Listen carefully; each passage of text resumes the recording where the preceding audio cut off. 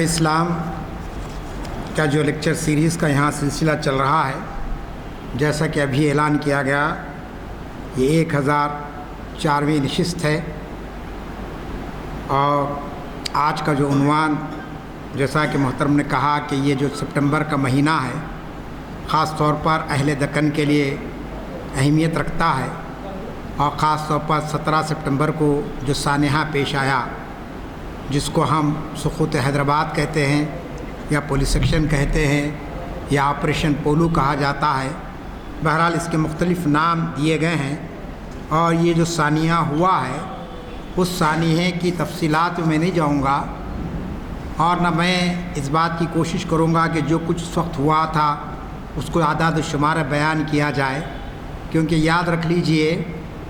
کہ اللہ تعالی کی یہ مشیت ہے کہ وہ قوموں کے درمیان میں دنوں کو پھیرتا ہے۔ قرآن مجید میں کہا گیا کہ تلک الایام نداولها بین الناس، کہ ہمارے اپنے اعمال کی بنیاد پر بھی عروج و زوال نصیب ہوتا ہے۔ اب تاریخ یہ طے کرے گی کہ اس میں ہماری اپنی کیا کمزوریاں، کیا غلطیاں تھیں، اور غیروں کی کیا سازشیں رہی ہے۔ لیکن بہرحال ایک سانحہ ہوا، ایک واقعہ ہوا۔ آپ یہ کہہ سکتے ہیں یہاں محافل اقبال منعقد ہوتی ہیں۔ اسپین کے تعلق سے آپ نے بارہا سنا ہوگا،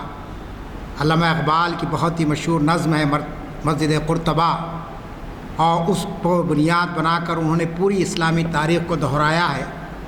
تو اس طریقے سے اسپین کے غرناطہ میں مسلمانوں کا زوال آیا تھا، جہاں مسلمانوں کی یہ ایک عظیم الشان سلطنت تھی، اور انہوں نے تہذیب و تمدن کے کئی کارنامے اسپین میں انجام دیے تھے۔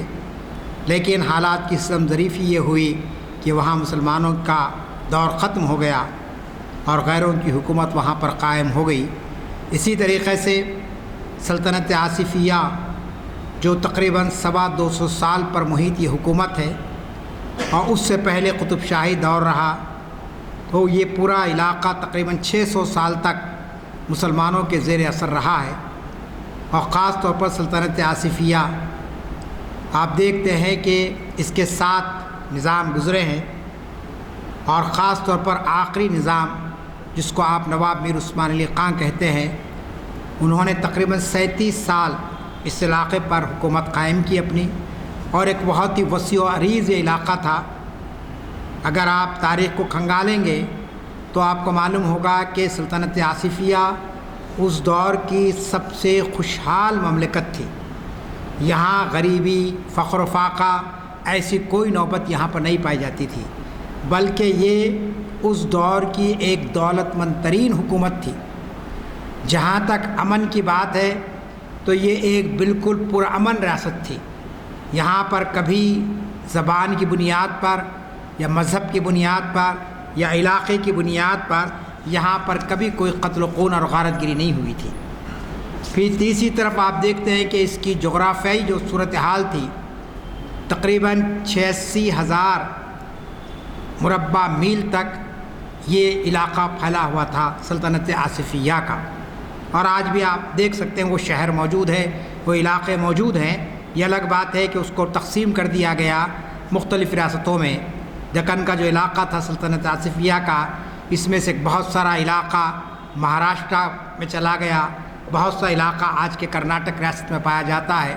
اور اسی طریقے سے آندھرا میں بھی علاقہ ہے ہمارا، اور پھر جو بچا کچا علاقہ جو تلنگانہ کا ہے۔ تو اس طریقے سے یہ پورا علاقہ، دکن کا علاقہ سلطنت آصفیہ کہلاتا تھا۔ تو اب آپ تصور کیجئے کہ اتنی وسیع اور عریض یہ سلطنت تھی، اور امن کے لحاظ سے بالکل پرسکون یہاں پر ماحول تھا۔ پھر دولت کے معاملے میں، جیسا کہ میں نے کہا کہ دولت مند ترین یہ حکومت کہلاتی تھی، تو آخر وہ کیا واقعات ہوئے کہ جس کے نتیجے میں اچانک یہاں پر ایک فوجی کارروائی ہوئی، اور پھر 17 سپٹمبر کو آپ نے دیکھا کہ خون آشام تباہی ہوئی، اور ایسی تباہی ہوئی کہ ہم اس کو الفاظ بیان نہیں کر سکتے ہیں۔ اگرچہ کہ حیدرآباد میں کوئی زیادہ ظلم و ستم کے واقعات نہیں ہوئے، لیکن جو سرحدی علاقے تھے مہاراشٹر کے یا کرناٹک کے، میں ان مقامات پر جانے کا موقع بھی ملا۔ مجھے لوگوں نے بتایا کہ یہ شہر کا شہر پورا قتل و غارت گری سے یعنی خون آشام ہو گیا تھا۔ ادگیر کے مقام پر ایک ندی ہے جس کو دیونی کی ندی کہتے ہیں۔ لوگوں نے بتایا کہ یہ پوری ندی مسلمانوں کے لاشوں سے بھر گئی تھی۔ تو آپ تصور کیجئے اتنا قتل و غارت گری یہاں پر ہوئی ہے، تو آخر اس کے اسباب کیا تھے، اس کی وجوہات کیا تھے، اس پر ہم کو غور کرنا چاہیے۔ جو کچھ ہو چکا ہے اس پر ماتم کرنے سے کچھ حاصل ہونے والا نہیں ہے، لیکن ماضی کے واقعات سے سبق حاصل کرنا زندہ قوموں کی نشانی ہوتی ہے کہ کیا وہ واقعات تھے، کیا اس کارروائی کو روکا جا سکتا تھا، اس فوجی کاررستانی کو، اور پھر اس کے بعد جو عزائم تھے ان لوگوں کے، کیا وہ عزائم میں پورے اتر سکے، وہ خواب ان کے کیا پورے ہو سکے۔ تو اس پر ہم مختصراً آپ کے سامنے گفتگو کریں گے۔ تو سب سے پہلے آپ جانتے ہیں کہ سلطنت آصفیہ، جیسا کہ میں نے آپ کے سامنے کہا کہ یہ جو سلطنت تھی، یہ سلطنت ایک قابل رشک اور ایک قابل فخر سلطنت تھی، اس لیے کہ ہر لحاظ سے یہ ایک مستحکم حکومت تھی، ایک مضبوط سلطنت یہاں پر تھی۔ کسی قسم کا کوئی بیرونی یہاں پر حملہ ہونے کا کوئی اندیشہ یہاں پر نہیں تھا، کوئی جو ہے سو بیرونی طاقتیں آ کر یہاں پر قبضہ کر لیں گی، ایسی بھی کوئی بات نہیں تھی۔ پھر دوسرا یہ کہ یہ ایک ساورن اسٹیٹ تھا، ایک خود مختار مملکت تھی۔ یہاں جو نظام تھے ان کو اپنے طور پر فیصلے کرنے کی آزادی تھی، وہ کوئی انگریزوں کے غلام نہیں تھے۔ یہ کہا جاتا ہے کہ صاحب یہ انگریز کے وفادار ہو گئے تھے اور انگریز جو کچھ چاہتے تھے انہوں نے ان کے مطابق کام کیا، یہ بات غلط ہے، کیونکہ آپ جانتے ہیں یہ خود مختار مملکت تھی اور ان کو ضرورت نہیں تھی کہ وہ جو ہے سو انگریزوں کے سامنے کوئی دست سوال پیش کرے۔ پھر اسی طریقے سے آپ جانتے ہیں کہ یہاں کا جو ایڈمنسٹریشن تھا، جو نظم و نسق تھا، بہت ہی کارکرد، بہت ہی ایفیشینٹ نظم و نسق تھا، اور جن لوگوں کو جو عہدے دیے گئے تھے وہ مذہب کی بنیاد پر نہیں دیے گئے تھے بلکہ قابلیت کی بنیاد پر دیے جاتے تھے۔ چنانچہ کئی غیر مسلم آپ جانتے ہیں کہ منصبدار، جاگیردار اور دیگر اعلیٰ عہدوں پر ان کو فائز کیا گیا تھا۔ اس کا نتیجہ تھا کہ ایک بہت ہی ایفیشینٹ ایڈمنسٹریشن یہاں پر پایا جاتا تھا۔ اور پھر اسی کے ساتھ ساتھ تہذیب و تمدن کے حوالے سے اگر آپ دیکھیں گے تو ایک بہترین قسم کی تہذیب یہاں پر پنپ رہی تھی۔ پورا حیدرآباد کا علاقہ ایک تہذیب کا گہوارہ تھا کہ لوگ کس طریقے سے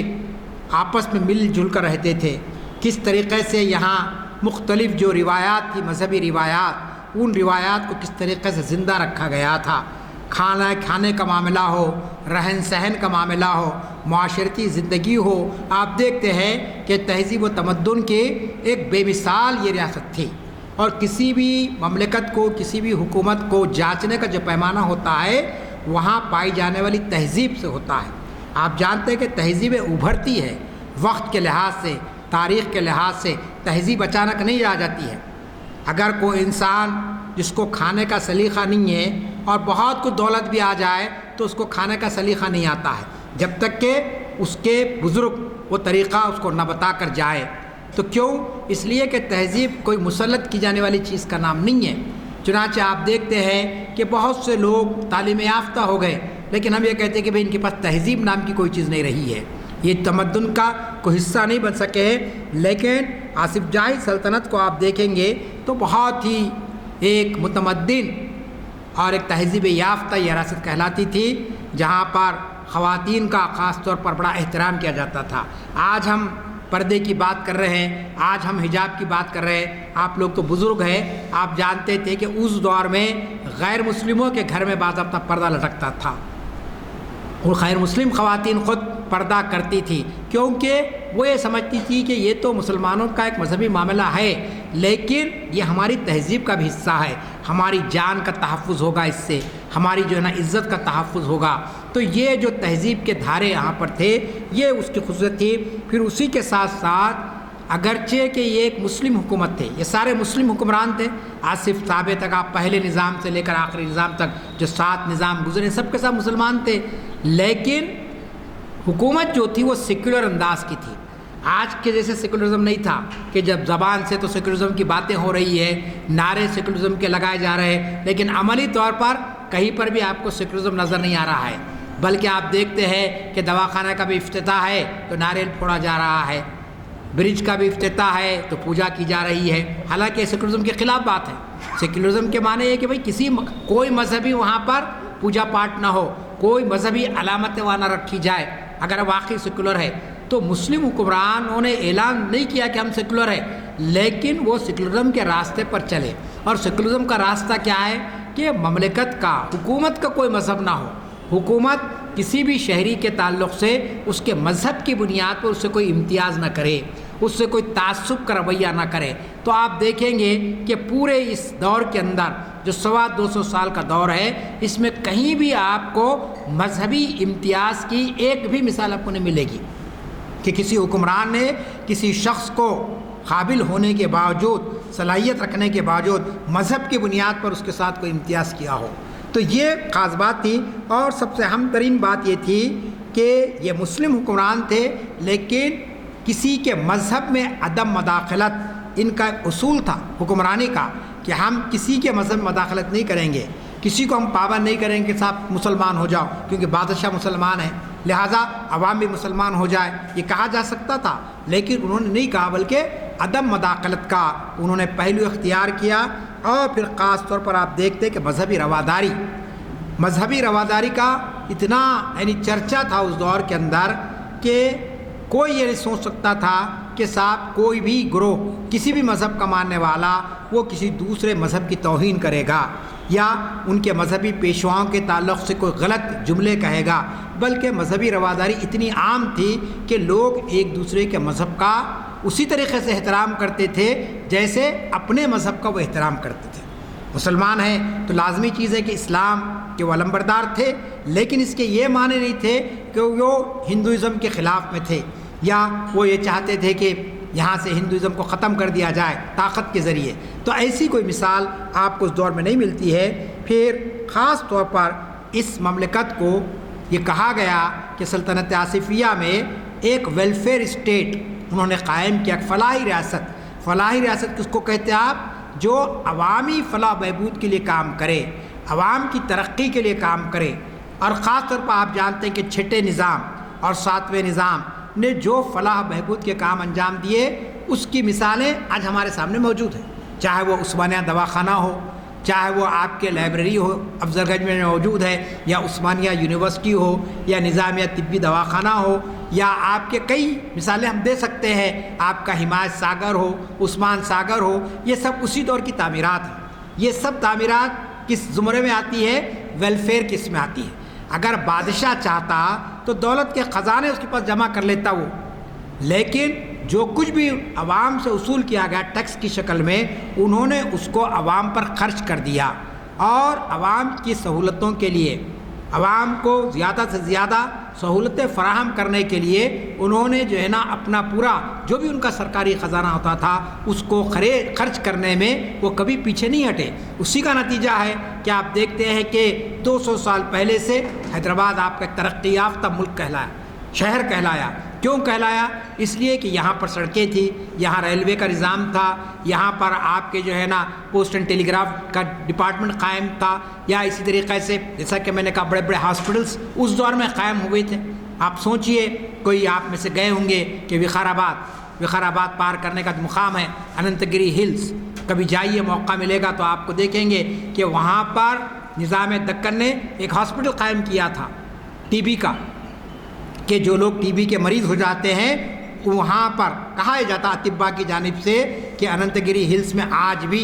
جو ہوا چلتی ہے وہ بہت ہی انسان کے لیے صحت مندی کی علامت ہے، اور لوگ صحت یعنی حاصل کرنے کے لیے وہاں جاتے رہے اور آج بھی جاتے ہیں۔ تو اس مقام پر انہوں نے دواخانہ قائم کیا تاکہ لوگوں کو دواؤں کے بجائے قدرتی آب و ہوا کے ذریعے کا علاج ہو سکے۔ اب آپ کیا بات سوچ سکتے ہیں آج کے دور کے اندر؟ تو یہ جو سہولتیں ملی ہے، جس کو مورخین نے کہا کہ یہ جو حکومت تھی، یہ جو سلطنت تھی، اگرچہ کہ شاہی سلطنت کی تھی، یہاں پر ایک بادشاہ کا حکم چلتا تھا، لیکن اس کی جو خصوصیات تھی اس کے اندر آپ دیکھیں گے کہ اس میں ویلفیئر کا کانسیپٹ، فلاح، عوام کی فلاح اور بہبود کا کانسیپٹ بہت زیادہ رکھا گیا تھا۔ چنانچہ خاص طور پر آپ دیکھیں کہ تعلیم کے معاملے میں آصف صاحب نے اپنے ٹوٹل بجٹ کا 11% حصہ مختص کیا تھا۔ معمولی بات نہیں ہے، 11% حصہ صرف تعلیم کے فروغ کے لیے خرچ کرنا۔ آج کے ترقی یافتہ دور میں ہماری حکومتوں کا بجٹ کیا ہوتا تعلیم کے لیے؟ 3.5%. بہت لڑتے جھگڑتے 3%, 4% اسی کے درمیان میں آج بھی. لیکن اس دور میں آپ سوچئے کہ آمدنی کے ذرائع کم تھے، بہت کم آمدنی ہوتی تھی، کیونکہ زراعت وغیرہ کے ذریعے کچھ آمدنی ہو جاتی تھی. کوئی بڑی صنعتیں تو تھی نہیں، وہ تو بعد میں نظام نے قائم کی ہے. کئی صنعتیں جیسے کپڑے کی صنعت انہوں نے یہاں پر قائم کی، کاغذ کی صنعت انہوں نے قائم کی، اور دیگر صنعتیں یہاں پر لائی گئی. لیکن ذرائع آمدنی کے تو وسائل بہت کم تھے. لیکن اخراجات میں آپ دیکھیں گے کہ صرف تعلیم کے لیے 11% خرچ کیا جاتا ہے. تو اس سے آپ اندازہ لگائیے کہ وہ حکومت ایک شاہی حکومت تو تھی، لیکن عوامی فلاح و بہبود کے لیے انہوں نے اپنے آپ کو پوری طریقے سے کیا ہے. اب ایک اہم ترین بات، جو سب سے اہم ترین بات ہے، وہ یہ ہے کہ سلطنت آصفیہ کا جو امتیاز رہا، جو اس کی خصوصیت رہی، وہ یہ ہے کہ آپ دیکھیں گے کہ اس پورے علاقے کی جو آبادی تھی، یہ 85% آبادی غیر مسلموں کی تھی. اب آپ سوچئے 85% آبادی، آج بھی وہی صورتحال ہے. اب اس میں مختلف خانے ہو گئے ہیں، یہ الگ بات ہے، لیکن 85% جو آبادی غیر مسلم اور 15% یا 14% مسلمان.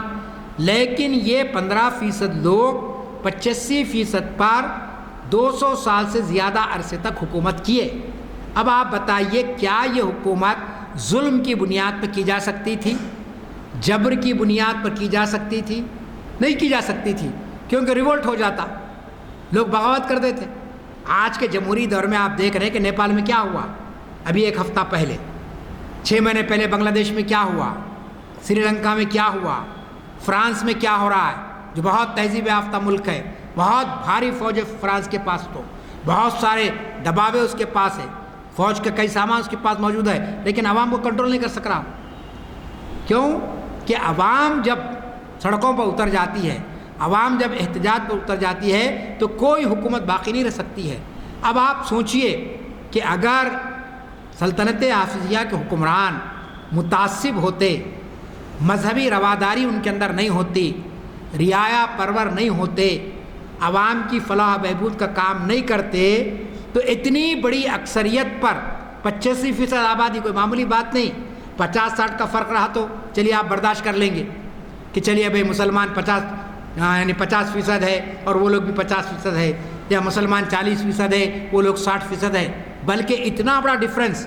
کدھر 14%، 15% اور کدھر 85% کی آبادی. لیکن آپ نے دیکھا کہ کہیں پر بھی کوئی ریوولٹ نہیں ہوا ہے، کہیں کوئی بغاوت نہیں ہوئی ہے. تو معنی یہ ہوئے کہ سلطنت آصفیہ کے ان حکمرانوں نے لوگوں کے ساتھ انصاف کیا، لوگوں کی ضرورتوں کو پورا کیا، ان کو یہ احساس دلایا کہ یہ حکومت مسلمانوں کی نہیں بلکہ ہماری اپنی حکومت ہے، یہ ہمارے اپنے حکمران ہیں اور یہ ہمارا خیال کرتے ہیں، ہماری ضرورتوں کی تکمیل کرتے ہیں. چنانچہ آپ جانتے کہ آصف سابق، اب لوگ ان کی برسی بھی منائے، مسجد جودی میں ان کی قبر پر گئے، وہاں جلسہ بھی ہوا، مجھے بھی دعوت دیے تھے آنے کی، لیکن میں دوسرے کی مصروف تھا نہیں پہنچ سکا. تو گئے، سب کچھ کیا انہوں نے، لیکن اس بات کو لوگوں کے سامنے لانے کی ضرورت تھی کہ یہ جو حکمران ہیں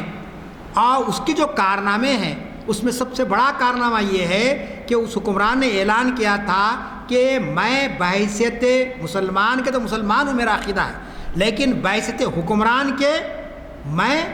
سیکولر انداز کی حکومت کروں گا. اور ان کا بہت مشہور جملہ ہے کہ ہندو میری آنکھ ہے، مسلمان میری ایک آنکھ ہے. 2 آنکھیں جو انسان کو دی گئی ہے، ایک تشبیہ انہوں نے کی ہے کہ ایک آنکھ میری ہندو ہے، ایک آنکھ میری مسلمان ہے. مسئلہ یعنی کہ اگر ایک آنکھ کو تکلیف ہوگی تو لازمی چیز ہے کہ دوسری آنکھ بھی متاثر ہوگی، اس تکلیف کو محسوس کرے گی. اور نہ صرف یہ جملہ تھا بلکہ عملاً اس کا انہوں نے ثبوت بھی دیا ہے. آپ اسٹیٹ آرکیوز میں جائیے، بازو ہے آپ کے بالکل، آپ دیکھیں گے کہ نظام دکن کے کتنے فرمان آپ کو ملیں گے،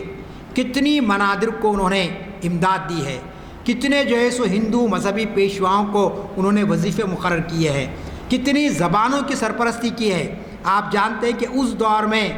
رامائن کا ترجمہ ہوا، گیتا کا ترجمہ ہوا فارسی میں، سرکاری امداد دی گئی باضابطہ، کوئی ضروری نہیں تھا دینا،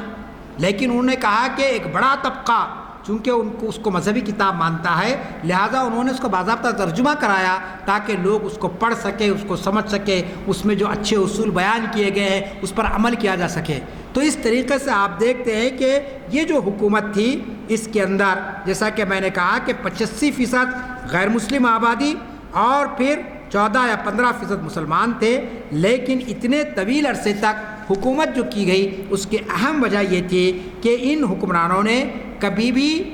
مذہبی یعنی عدم برداشت کا ثبوت نہیں دیا۔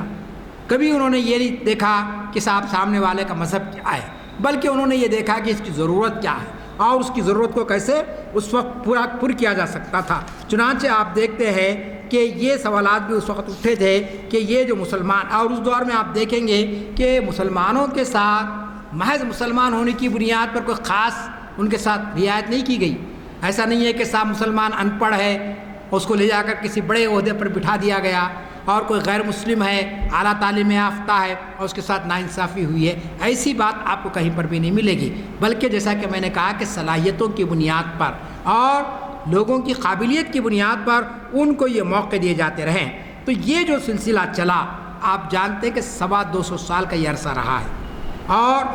جب 1947 کو ہندوستان آزاد ہوا تو حیدرآباد پہلے سے آزاد مملکت تھی، آپ جانتے ہیں کیوں کہ یہاں پر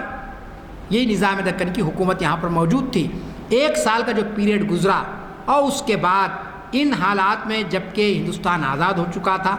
مختلف آوازیں اٹھ رہی تھی کہ بھئی اب حیدرآباد کو بھی اپنے مستقبل کا فیصلہ کر لینا چاہیے، کیونکہ لازمی چیز ہے کہ ایک محدود علاقے کے اندر آپ ایک بڑے ملک میں آپ آزاد نہیں رہ سکتے ہیں۔ ایک رائے لوگوں کی آئی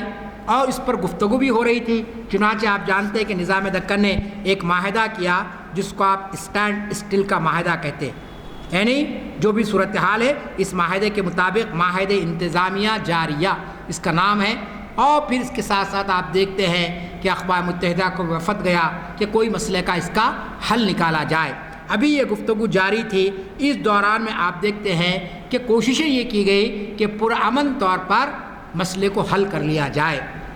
3 سوالات تھے۔ سب سے بڑا سوال یہ تھا کہ کیا حیدرآباد ایک آزاد مملکت کے ساتھ رہے گا؟ دوسرا سوال یہ تھا کہ چونکہ یہاں ہندو آبادی زیادہ ہے اور مسلمان کم ہیں تو کیا اس کی شمولیت ہندوستان میں ہوگی؟ تیسرا سوال یہ تھا کہ یہاں مسلم حکمران ہیں اور ایک ملک مسلمانوں کا بن چکا ہے تو کیا وہ اس ملک کے ساتھ اپنے آپ کو جوڑ سکتا ہے؟ یہ سوالات اس دور میں اہل فکر کے درمیان موضوع بحث تھے، اس پر گفتگو چل رہی تھی۔ لازمی چیز ہے کہ حیدرآباد پاکستان کے ساتھ نہیں جا سکتا تھا کیونکہ جغرافیائی طور پر بھی ممکن نہیں تھا، اور سیاسی حالات بھی اس بات کی اجازت نہیں دے سکتے تھے کیونکہ بیچ میں بہت بڑا علاقہ پھر ہندوستان کا آئے گا، تو جو حال بنگلہ دیش کا ہوا وہ حال ہمارا بھی ہوتا تھا۔ لہٰذا یہ موضوع ختم ہو گیا کہ حیدرآباد پاکستان کے ساتھ جائے یا نہ جائے، تو اس پر سبھی کا اتفاق تھا کہ عملاً یہ ناممکن بات ہے۔ دوسرا جو سوال تھا کہ بھئی اس کا جو ہے نا، چونکہ ہندو اکثریت یہاں پر ہے اور مسلمان بادشاہ ہے، لہٰذا بات چیت کی جائے اور بات چیت کر کے مطمئن کر کے اس علاقے کو انڈین یونین کا حصہ مان لیا جائے، انڈین یونین میں اس کو شامل کر لیا جائے۔ چنانچہ آپ جانتے ہیں کہ اس پر جو گفتگو ہوتی رہی اور اس وقت یہی سوال سب سے زیادہ اہم ابھر کر آیا کہ آیا مملکت کا انضمام ہو یا نہ ہو، اور اگر انضمام ہو تو کس انداز میں ہو۔ ایسے وقت لازمی چیز ہے کہ دونوں گروہوں کو اپنی سیاسی بصیرت، سنجیدگی کا ثبوت دینا چاہیے تھا، لیکن چونکہ 1947 میں جب پورے ملک میں تحریک آزادی سے ملک آزاد ہوا تھا تو ہمارے ریاست کے اندر بھی کچھ فرقہ پرست طاقتیں سر اٹھا چکی تھی، ہندو مہاسبھا کی شکل میں اور پھر خود کانگریس کی شکل میں۔ ایک کانگریس وہ تھی جو ہندوستان کی تحریک آزادی چلا رہی تھی، یہ بات یاد رکھ لیجئے، جس میں گاندھی جی بھی تھے، مولانا ابوالکلام آزاد بھی تھے اور دیگر قائدین تھے، اور اس کا تعلق اس کانگریس سے نہیں تھا جو یہاں پر بنائی گئی تھی نظام کے خلاف میں، آندھرا مہاسبھا کے نام سے۔ تو ان لوگوں کی یہ کوشش تھی کہ کسی طریقے سے اس ریاست پر قبضہ کر لیا جائے۔ چنانچہ آپ دیکھتے ہیں کہ باضابطہ فوجی کارروائی ہوئی، اور اس فوجی کارروائی کے نتیجے میں آپ جانتے ہیں کہ تقریباً 3 لاکھ سے زائد مسلمانوں کا قتل عام ہوا۔ ایک رپورٹ تیار ہوئی باضابطہ، وہ رپورٹ کی تفصیلات آج تک بھی نہیں آ سکی ہے، جس کو آپ سندر لال کی رپورٹ کہتے ہیں، کہ پولیس ایکشن کے بعد اس وقت کے وزیر اعظم پنڈت جواہر لال نہرو نے باضابطہ کمیشن بھیجا تھا تحقیقات کرنے کے لیے، اور اس کے اندر بڑی اہم شخصیتیں موجود تھیں اور انہوں نے باضابطہ پوری رپورٹ تیار کی، لیکن اس رپورٹ کو منظر عام پر نہیں لایا گیا۔ کہا گیا کہ صاحب اس سے ایک اور پولیس ایکشن ہو سکتا ہے، اس سے اور زیادہ فرقہ وارانہ ہم آہنگی متاثر ہو سکتی ہے، چنانچہ اس رپورٹ کو دبا دیا گیا اور آج تک وہ رپورٹ منظر عام پر نہیں آ سکی ہے۔ لیکن غیر سرکاری ذرائع کے مطابق آپ اگر عمر خالدی صاحب کی کتاب پڑھیں گے، سقوط حیدرآباد، بہت ہی مشہور کتاب ہے جو مجلس تعمیر ملت کی جانب سے شائع کی گئی تھی، اس کے اندر وہ ساری تفصیلات موجود ہے، جس سے آپ کو اندازہ ہوتا ہے کہ پولیس ایکشن جو ہوا ہے اس کے اندر حکومت ہند کے بعض ایسے عناصر جو ایک مسلم ریاست کو برداشت نہیں کرتے تھے، وہ ایک فوجی کارروائی کے ذریعے اس حصے کو انہوں نے حاصل کرنے کی کوشش کی اور وہ اپنے ان عزائم میں پورے ہو گئے، اور پولیس ایکشن کا سانحہ پیش آیا جو 17 سپٹمبر 1948 کو ہوا ہے۔ تو اب 78 سال ہو گئے ہیں پولیس ایکشن کو ہوئے۔ اب اس کے اندر جیسا کہ میں نے آپ سے کہا کہ لازمی چیز ہے کہ اس وقت کے جو حکمران تھے ان کی فرقہ پرستی اور ان کا تعصب اس قدر کام کر گیا کہ انہوں نے ایک الزام لگا دیا کہ مسلمان رضاکار تھے یہاں پر، اور ان رضاکاروں نے ہندو خواتین کی عصمت ریزیاں کی ہے، ہندوؤں کے مکانوں پر قبضے کر لیے ہیں، ان کی جائیداد کو لوٹا ہے۔ اب آپ دیکھ رہے ہیں کہ فلموں کی شکل میں اس کو پیش بھی کیا جا رہا ہے، رضاکار ایک فلم آئی ہے، اس کے اندر بالکل تاریخ کو مسخ کر کے پیش کیا جا رہا ہے، غلط انداز میں تاریخ کو بیان کیا جا رہا ہے۔ تو لازمی چیزیں کیوں ہوا؟ اس لیے کہ ہم اپنی تاریخ کو نہیں بیان کر سکے صحیح انداز میں۔ اگر ہم تاریخ کو صحیح انداز میں بیان کرتے تو لازمی چیز ہے کہ جو ظلم ہم پر ہوا، ہم مظلوم ہیں، لیکن اب ہم کو ظالم بنا کر پیش کیا جا رہا ہے، ہم کو ہی بتایا جا رہا ہے کہ ہم نے یہ ظلم کیا ہے، ہم نے جو ہے نا یہ جو ہے سو نظام کی جو حکومت تھی، آپ نے سنا، میں نام لینا نہیں چاہتا ہوں، کہ کئی فرقہ پرست قائدین کس قسم کا زہر اگل رہے ہیں۔ ہر سال یوم نجات منایا جا رہا ہے، 17 سپٹمبر کو یوم آزادی منایا جا رہا ہے۔ آپ کس بات کی آزادی منا رہے ہیں؟ ملک کی آزادی تو 15 اگست 1947 کو ملک آزاد ہو گیا، اور ہر سال ہم 15 اگست کو یوم آزادی مناتے ہیں، لیکن 17 سپٹمبر کو یوم آزادی منانا کیا معنی رکھتا ہے؟ پھر اسی طریقے سے آپ جانتے ہیں کہ یوم نجات کے طور پر منایا جا رہا ہے۔ بھئی نجات کس سے؟ ایک ایسے حکمران سے جس نے 250 سال تک جس خاندان نے حکومت کی، اور ایک واقعہ آپ نہیں پیش کر سکتے کہ انہوں نے کسی ہندو کی جو سو مندر کو توڑا ہے یا کسی ہندو پر ظلم کیا ہے۔ وہ طبقہ خود ان سے اطمینان حاصل کر رہا تھا، وہ طبقہ خود جو ہے نا بخوشی ان کی جو سلطنت کو قبول کیا تھا۔ تو اب آپ بتائیے اس قسم کے جو واقعات ہوتے ہیں، ان واقعات سے ہم کو سبق لینا چاہیے کہ یہ واقعات کیوں ہوئے، اس کے اسباب کیا تھے۔ تو ایک تو سبب آپ کے سامنے میں نے رکھا کہ حکومت کے میں جو اس وقت عناصر تھے، ساری حکومت نہیں، بلکہ کہا جاتا ہے کہ پنڈت جواہر نہرو جو وزیر اعظم تھے، وہ یہ چاہتے تھے کہ پرامن انداز میں معاہدہ ہو جائے اور بغیر کسی قتل و غارت گری کے ہم جو ہے نا اس ریاست کو ہندوستان میں شامل کر لیں۔ اور بھی بہت سے لوگوں کی قائدین تھی، لیکن بعض لوگ جو نظام دکن سے ایک دشمنی رکھتے تھے اور مسلمانوں سے انتقام لینا چاہتے تھے، فرقہ پرستی ان کے اندر کوٹ کوٹ کر بھری ہوئی تھی، انہوں نے کہا کہ نہیں، اب ہم انتظار نہیں کر سکتے ہیں، ہم کو فوج کشی کرنا چاہیے، اور یہ فوج کشی کا معاملہ ہوا ہے۔ اس کے اندر ہمارے بھی لوگوں کی کچھ کمزوریاں رہی ہیں۔ سقوط حیدرآباد جیسا کہ میں نے کتاب کا حوالہ دیا، آپ پڑھیے، اس کے اندر آپ کو معلوم ہوگا کہ ایک دشمن آپ کی جو ہے نا دہلیز پر آ گیا ہے اور آپ کو پورا ختم کرنے کی تیاری کر چکا ہے۔ ایسے وقت بھی مسلمان قابل غفلت کا شکار تھے، اپنے اپنے مصروفیتوں میں، بلکہ تیتر بٹیر کا کھیل حویلیوں میں جاری تھا۔ اس وقت بھی لوگ عیاشی میں مصروف تھے، خدا کی طرف جانا، خدا کے سامنے گڑ گڑانا اور اپنے آپ کو تیار کرنا، ایسا کوئی تصور ان کے سامنے نہیں موجود تھا۔ اور بدقسمتی کی بات یہ ہے کہ قیادت جن کے ہاتھوں میں تھی، وہ قیادت بھی کچھ عجیب و غریب انداز کی قیادت تھی۔ ہم ان کی نیت پہ تو شبہ نہیں کرتے ہیں، لیکن ان کے جو اقدامات تھے وہ یقیناً جوشیلے انداز کے اقدامات تھے، بہت زیادہ اس کے اندر جو ہے نا جوش پایا جاتا تھا۔ چنانچہ آپ جانتے ہیں کہ قاسم رضوی جو اس وقت ایک ابھر کر آیا ایک نام، اور جس طریقے سے انہوں نے یہاں پر مسلمانوں کو للکارا اور کہا کہ ہم کسی صورت میں اس سلطنت کو ہندوستان میں ضم ہونے نہیں دیں گے، ہم جو نا انڈین یونین کا حصہ نہیں بنیں گے، بلکہ انہوں نے یہ تک اعلان کر دیا تھا کہ سلطنت آصفیہ کا پرچم ہم جا کر لال قلعے میں چڑھائیں گے۔ اور پھر تیاری کیا تھی آپ کے پاس؟ کوئی تیاری نہیں تھی آپ کے پاس، نہ آپ کوئی جیسے بم بنائے تھے، نہ آپ جیسے کوئی بڑے ہتھیار تیار آپ رکھے تھے، نہ آپ نے لوگوں کو ذہنی طور پر ایسا کوئی تیار کیا تھا کہ لوگ نکل کر، جیسا کہ آج غزہ کے مسلمان لڑ رہے ہیں، فلسطینی معصوم بچے لڑ رہے ہیں مسجد اقصیٰ کے لیے، ایک مقصد ان کے سامنے ہے، ایک مقدس سرزمین کے لیے لڑ رہے ہیں وہ لوگ، ہزاروں کی تعداد میں شہید ہو گئے ہیں۔ اب 2 سال مکمل ہونے آتے ہیں، آپ جانتے ہیں 8 اکتوبر کو 1 لاکھ سے